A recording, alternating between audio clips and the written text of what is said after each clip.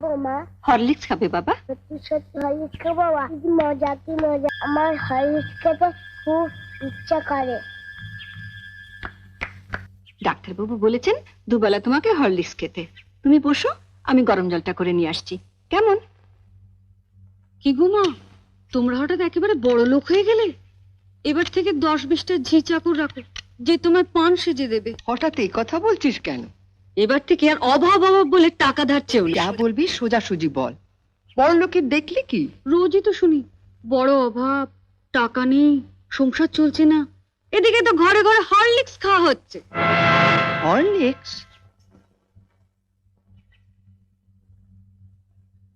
মা একটু হরলিক্স দাও না, চেটে চেটে খাবো। দিচ্ছি বাবা।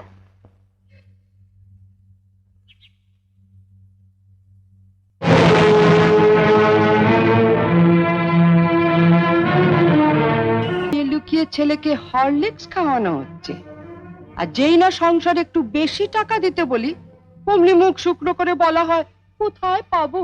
জ্বরেও দুর্বল হয়ে পড়েছে মা, ডাক্তার ওকে হরলিক্স খেতে বলেছে, তাই ওর বাবা ধার করে। থাক, ওসব কথা অনেক শুনেছি, ধরা পড়লেই ধার করেছি। নে লতু, তুলে নে হরলিক্সটা।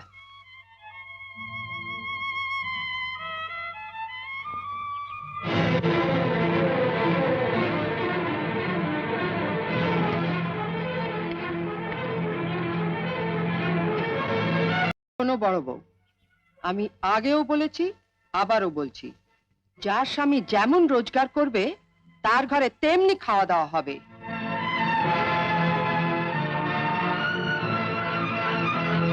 ছেলেকে যদি হরলিক্স খাওয়াতেই হয় তাহলে কর্তাকে বলো রোজগার একটু বাড়াতে, নয়তো এর পরও যদি ছেলে হরলিক্স খেতে চায় তাহলে বাজার থেকে 20 পয়সা দিয়ে হরলিক্স বিস্কুট কিনে এনে দিও, কেমন? আইলো তু।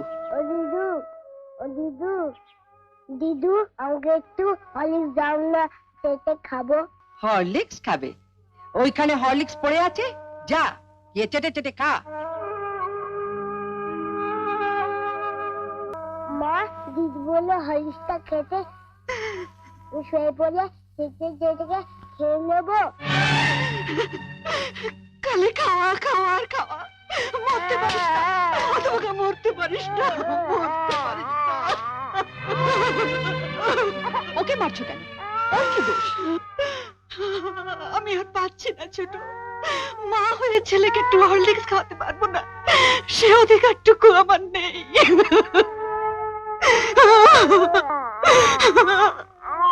উনিও তো মা, ওনারও তো সন্তান আছে।